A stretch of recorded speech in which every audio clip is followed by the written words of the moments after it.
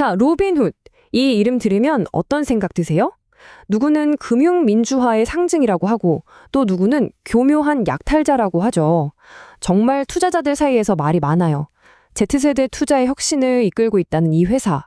과연 우리 투자자들이 돈을 맡겨도 괜찮은 곳일까요?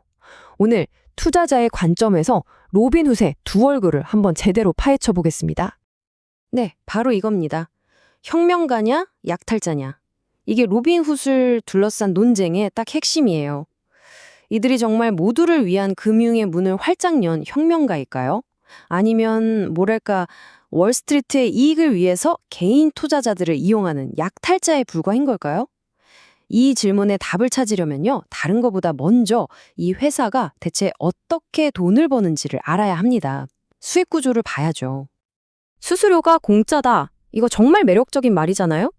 근데 그 뒤에는 로빈훗의 진짜 수익 엔진이 숨어 있습니다. 바로 PFOF, Payment for Order Flow라는 건데요. 우리말로는 주문 흐름에 대한 대가 지급이라고 해요.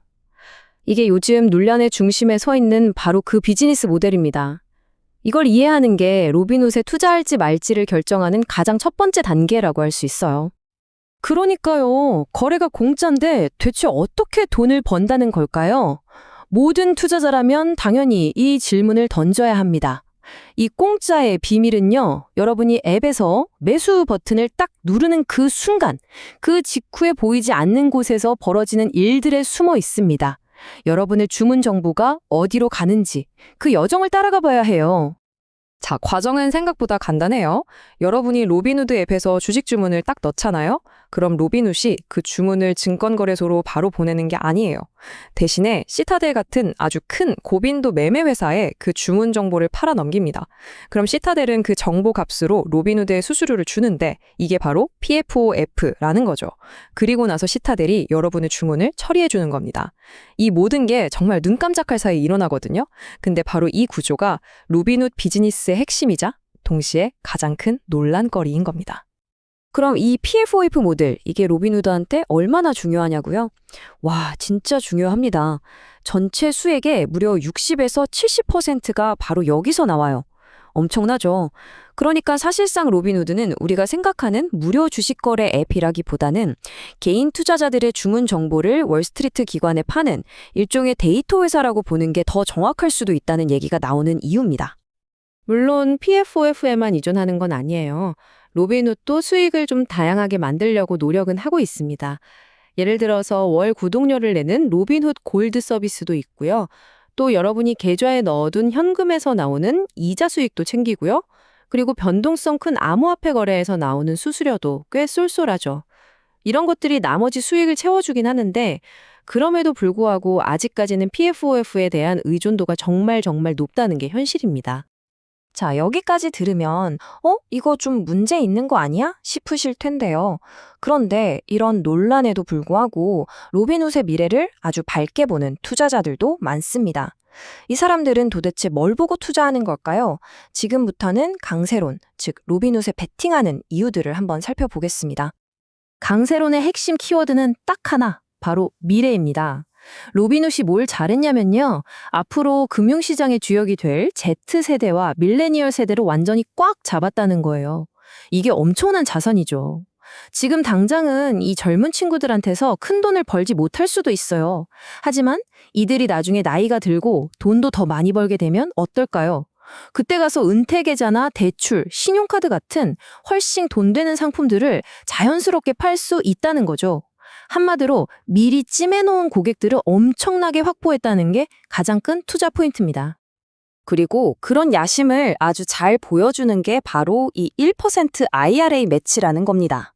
IRA, 그러니까 개인 은퇴 계좌에 들어온 돈은요, 한번 들어오면 수십 년 동안 잘 빠져나가지 않는 아주 끈끈한 돈, 이른바 스티키 머니이거든요. 로빈훗이 이런 공격적인 프로모션을 하는 이유는 딱 하나예요. 단타 치는 애들이나 쓰는 앱이라는 이미지를 벗어 던지고 안정적인 장기 자산 관리 플랫폼으로 거듭나겠다. 이런 큰 그림을 그리고 있는 거죠. 하지만 여러분, 동전에는 항상 양면이 있죠? 로빈훗이 마주한 리스크는요, 그냥 좀 힘든 수준이 아니에요. 이건 회사가 아예 문을 닫을 수도 있는 그야말로 실존적인 위협에 가깝습니다.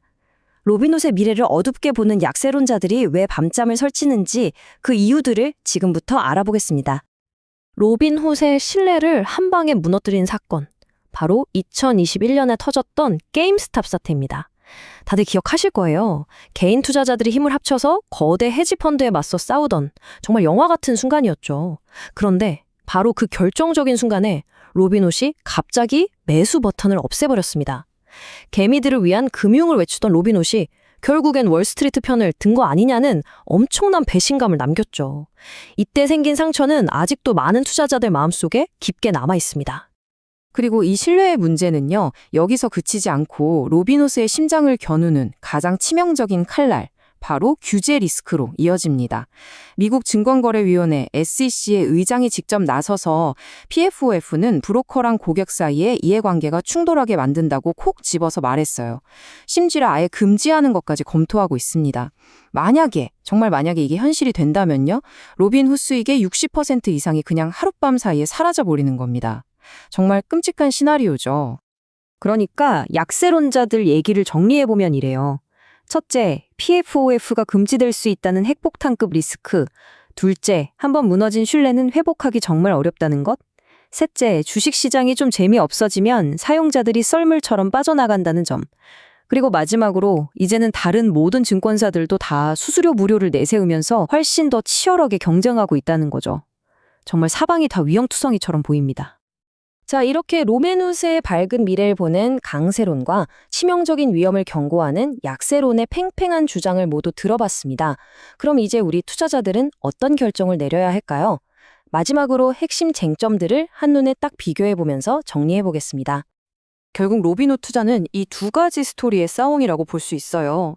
한쪽에는 Z세대를 완벽하게 장악한 이 엄청난 사용자 기반, 그리고 미래의 모든 금융 서비스를 제공하는 슈퍼 앱이 될 거라는 어마어마한 잠재력이 있습니다. 반대편에는 뭘까요?